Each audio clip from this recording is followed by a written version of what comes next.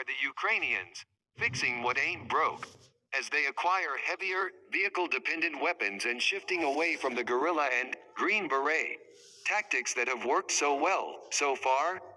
Here is the challenge currently facing the Ukrainian armed forces: those red bits. That's what is under Russian control and what Ukraine needs to take back. Lightweight anti-tank weapons like the Javelin and NLAW or Manpad's anti-air equipment are very useful pieces of equipment for the following reasons. A. Low training requirement. B. Easy to deploy, but, as effective as they are, they do have limitations. The NLAW has an effective firing range of 800 meters. The Javelin has a foot-mounted range of 4,000 meters.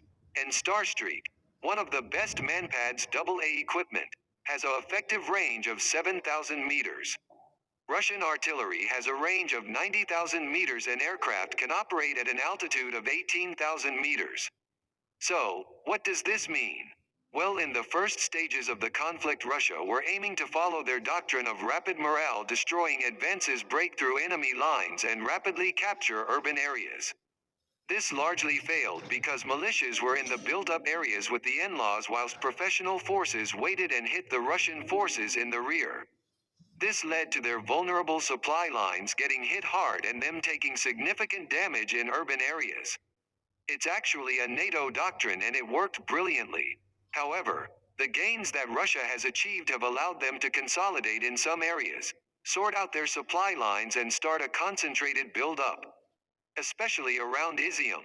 This puts Ukrainian armed forces in a vulnerable situation. Especially here. The above maneuver would be very dangerous as it could result in 20 to 30,000 Ukrainian professional troops encircled. It's the sort of thing that could win the war for Russia.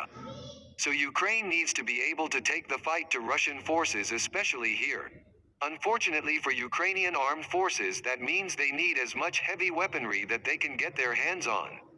Especially artillery and heavy anti-air.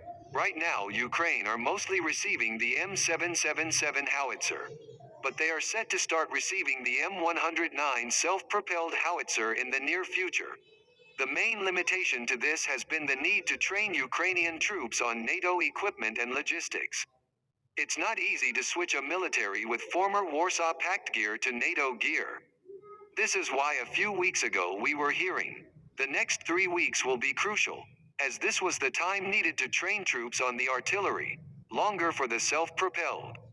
Once Ukraine is properly integrated into being able to use NATO equipment, supplying them will become far easier.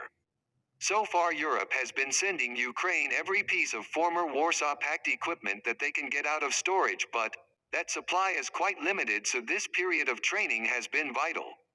We won't be seeing the UA in an M1 Abrams anytime soon. This is the sort of thing that is a nightmare to get Ukrainian logistics to deal with, but we will see more and more artillery and anti-aircraft weapons in the short to medium term. There's also the priority of ending the Odessa blockade. Ukraine has done some impressive things with its missiles, but it needs more and better gear to stop Russian shipping, especially the submersibles.